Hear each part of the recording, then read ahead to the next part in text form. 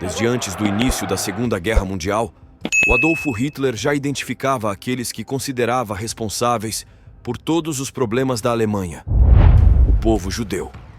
No entanto, ele não foi o primeiro a manifestar aversão a este grupo. Desde o colapso econômico dos alemães até as epidemias de peste na Idade Média, as pessoas atribuíram muitíssimas dificuldades aos judeus. De fato, mesmo no antigo Império Romano, eles já enfrentavam intolerância. Mas como é possível que, por praticamente milênios, tantos grupos tenham apontado os judeus como a causa de diversos problemas? E por que o preconceito em relação aos judeus persiste até hoje? Comecemos a história no Império Romano. A vida religiosa na antiga Roma era muito diversa. Embora os romanos tivessem sua própria religião, que poderíamos chamar de oficial, eles de fato toleravam todas as demais crenças. Cada um podia trazer seus próprios deuses, e divindades gregas, egípcias e outras menos importantes coexistiam pacificamente. Obviamente, isso era necessário para que, em um império de tal magnitude, as províncias não começassem a se rebelar contra a opressão. No entanto, houve uma religião que realmente desafiou a eficiente organização romana. Era a religião judaica. Mas por que não conseguiram integrá-los neste ambiente multicultural? Para entender isso, primeiro temos que olhar a base da crença judaica, que é o monoteísmo. Na religião judaica, há um só Deus que está acima de tudo, e os judeus não estão dispostos a considerar nenhuma outra divindade. Com isso, eles se opuseram diretamente às correntes religiosas da época, incluindo a romana, pois os romanos, de fato, tinham tantos deuses que seria difícil até enumerá-los todos. Essa postura foi rejeitada pelos judeus, e além disso, eles não estavam dispostos a venerar o governante de turno como um deus, o que era considerado extremamente ofensivo pelos romanos. Tácito, uma figura de grande influência na época, os descreveu como teimosos e diferentes por essa razão. As regras alimentares especiais dos judeus e seu dia de descanso sabático os colocaram ainda mais em evidência. No ano 19 d.C., o imperador Tibério ficou tão incomodado com o comportamento diferente dos judeus que ordenou sua saída de Roma. Oficialmente, ele queria expulsá-los da Cidade Eterna porque, segundo ele, eles haviam começado a converter os romanos à sua própria religião. A realidade era que ele simplesmente se sentia incomodado pelo fato de os judeus pensarem de uma maneira tão distinta dos romanos. Em suma, os romanos manifestavam aversão aos judeus porque eram um povo estrangeiro em território romano que se apegava firmemente às suas próprias práticas. A revolta de Bar Kokhba, que ocorreu entre os anos 132 e 136 d.C., foi a última grande tentativa dos judeus, mas a resistência, que se estendeu por 3 anos, terminou em fracasso. Depois disso, as autoridades romanas expulsaram os judeus de sua própria cidade, Jerusalém, enquanto em todo o império tentaram erradicar seus costumes de maneira implacável. Não é de estranhar que a partir de então fossem considerados estrangeiros incapazes de se integrar na sociedade. Esta mentalidade permaneceu como parte do pensamento comum por séculos e isolou completamente os judeus da sociedade. Depois, no ano 438, veio o Codex Theodosianus, uma compilação de decretos que praticamente excluiu os judeus de cargos públicos e também lhes proibiu construir novas sinagogas. No entanto, para poder entender ainda melhor a percepção social de sua religião, temos que retroceder ainda mais no tempo. A relação entre cristianismo e judaísmo. O cristianismo e o judaísmo baseiam-se em fundamentos teológicos comuns, mas ainda assim existem enormes diferenças entre ambas as religiões.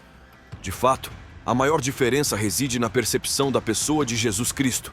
Segundo os cristãos, ele foi o Filho de Deus, o Salvador da humanidade, que perdoa os pecadores. Em contrapartida, os judeus não reconhecem Jesus como o Messias. Eles até o dia de hoje continuam esperando a chegada do verdadeiro Messias. No entanto, ambas as religiões têm uma origem comum. Os primeiros cristãos seguiam exclusivamente as tradições e escrituras judaicas, e os seguidores de Jesus tecnicamente seguiam sendo judeus. No entanto, na igreja cristã primitiva, abriu caminho para o supersessionismo, ou seja, a doutrina da substituição. Na prática, isso significava que, segundo os crentes, a A partir de então, o cristianismo se tornou a fé principal escolhida por Deus em lugar do judaísmo. Segundo eles, na realidade, Deus fez essas promessas à sua igreja e não ao povo judeu. Durante um tempo, inclusive as sagradas escrituras de ambas as religiões coincidiam. De fato, o livro sagrado dos judeus, chamado Torá, é exatamente o mesmo que o Antigo Testamento da Bíblia, mas a Bíblia continua com o Novo Testamento que os judeus já não reconhecem. E não é casualidade. Nesta parte, de fato, trata-se da vida e os ensinamentos de Jesus, a quem eles não reconhecem como Deus, nem como Filho de Deus, muito menos como o Messias. Entre os primeiros cristãos, se desenvolveu a ideia de que a religião judaica estava obsoleta. A isso se somou o fato de que algumas partes do Novo Testamento foram utilizadas para justificar atitudes de antagonismo aos judeus. Algumas cartas escritas aos romanos que fazem parte do Novo Testamento prepararam o terreno para ideias preconceituosas. Escreveu-se que os judeus não veem a verdade de Jesus Cristo, mas as pessoas deturparam suas palavras e no final interpretaram que os judeus só existem para demonstrar a graça de Deus aos não-judeus. Os primeiros escritos cristãos eram bastante diretos, muitas vezes apresentando os judeus como teimosos e não convertidos. Por exemplo, no século IV, São João Crisóstomo, bispo de Constantinopla, os chamou de ímpios e assassinos de Cristo.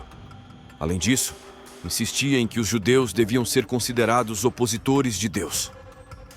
Este tipo de ideias humilhantes causou sérios problemas aos judeus em toda a Europa. No entanto, durante um tempo, felizmente, pelo menos não houve violência física grave, mas isso mudou na época das Cruzadas. Em 1095, o Papa Urbano II fez um chamado que ecoou por toda a Europa. Multidões, inflamadas pela fé, partiram rumo a Jerusalém com um objetivo grandioso: libertá-la do domínio muçulmano. Mas o que muitos não esperavam é que, mesmo antes de pisarem na Terra Santa, um capítulo sombrio se abriria. Entre maio e julho de 1096, na região do Reno, cidades como Worms, Mogúncia e Colônia presenciaram uma tragédia. Cruzados, cheios de fervor e, infelizmente, de preconceito, voltaram sua fúria contra seus vizinhos judeus. Não foram ataques isolados, mas sim massacres sistemáticos e brutais que ceifaram milhares de vidas. A primeira cruzada, que deveria ser um símbolo de redenção, tornou-se para os judeus um marco de horror e uma das páginas mais obscuras da história cristã. Em Metz, na atual França, o conde Heinrich de Leiningen liderou um cerco à comunidade judaica. A escolha era cruel: conversão ou morte. Diante de uma aposta tão alta, os judeus recusaram-se a abandonar sua fé e foram brutalmente assassinados. Em Espira, o bispo local, apesar de seus esforços, não conseguiu conter a ira dos cruzados, que viam os judeus como adversários do cristianismo, desprovidos de qualquer misericórdia. Embora muitos na Europa tentassem deter a onda de violência, as vítimas foram incontáveis. Os sobreviventes, em busca de segurança, encontraram refúgio na Europa Oriental, dando origem a novas e vibrantes comunidades judaicas, como na Polônia. Após as cruzadas, a sensação de segurança para os judeus desintegrou-se. As tensões latentes explodiram em uma luta pela sobrevivência. Ficou dolorosamente claro que o povo judeu havia se tornado um grupo perseguido por sua religião, simplesmente por não abrir mão de sua fé e costumes para se alinhar à igreja cristã que dominava o continente. Mas, mesmo com o fim das cruzadas, o alívio não veio.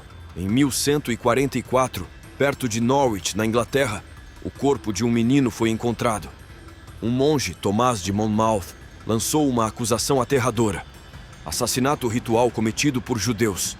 Este foi o início da infame acusação de sangue, uma falácia que persistiria por séculos, alegando que judeus matavam jovens cristãos para usar seu sangue em rituais macabros. Esta acusação serviu como um pretexto conveniente para perseguições e violências. A partir de então, os cristãos começaram a enxergar os judeus como aliados do mal. Líderes locais, sedentos por poder, frequentemente se aproveitavam dessas alegações. O assassinato de crianças locais era atribuído aos judeus, que tinham seus bens confiscados e eram brutalmente torturados, enquanto os líderes locais consolidavam sua autoridade. As alegações de sangue, é claro, sempre traziam consigo destruição. Vários judeus foram saqueados e houve muitíssimos feridos e mortos. Esta cruel falsidade pôde continuar sendo relevante durante séculos, porque em tempos difíceis, as pessoas precisavam de um bode expiatório. As ideias antijudaicas apareceram nos livros, nas artes e inclusive os contos populares mantinham vivo constantemente o mito da acusação de sangue. Por mais que os judeus tentaram demonstrar sua inocência, ninguém lhes creu. Em resposta a estes acontecimentos, alguns líderes eclesiásticos decidiram que era hora de intensificar o preconceito. Nos sínodos, ou seja, nas reuniões dos representantes eclesiásticos mais importantes, tentaram sancionar os judeus. O Quarto Concílio de Latrão, de 1215, decretou que os judeus deviam usar roupas distintivas para que todos soubessem quem eram. Assim, em muitos casos, a fé cristã inicial foi mais excludente que espiritual. Além disso, já no Concílio de Elvira, celebrado no início do século IV, decretou-se que aos cristãos lhes estava proibido casar-se com judeus. Inclusive, a partir de então, nem sequer podiam sentar-se para comer na mesma mesa com eles. A situação não melhorou nem um pouco no final da Idade Média. Na continuação da nossa trajetória histórica sobre o antissemitismo, é crucial compreender como as restrições econômicas impostas de judeus durante a Idade Média contribuíram diretamente para a construção de estereótipos que perduraram por séculos. Impedidos de possuir terras e de integrar os grêmios de ofício, por imposição tanto das normas sociais quanto da Igreja cristã, os judeus encontraram na atividade financeira praticamente a única forma de sobrevivência.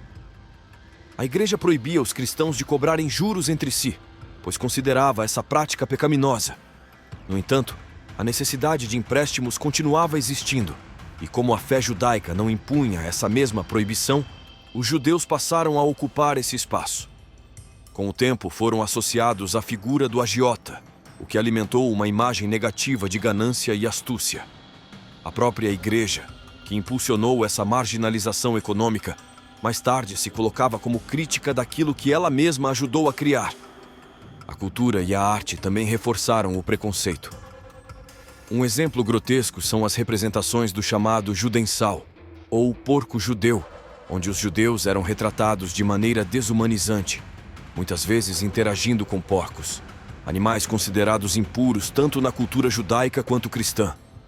Essas imagens, longe de serem anedotas isoladas, decoravam igrejas e espaços públicos, funcionando como lembretes visuais permanentes do desprezo social dirigido à comunidade judaica. Algumas dessas representações ainda permanecem visíveis na arquitetura europeia, inclusive em fachadas de igrejas na Alemanha, com proteção judicial para sua preservação, o que reforça o quanto essas raízes do ódio foram institucionalizadas. No final do século XIII, o antissemitismo ganhou força política. Em 1290, o rei Eduardo Mairo da Inglaterra expulsou todos os judeus do reino, confiscando seus bens e anulando as dívidas que a população tinha com eles.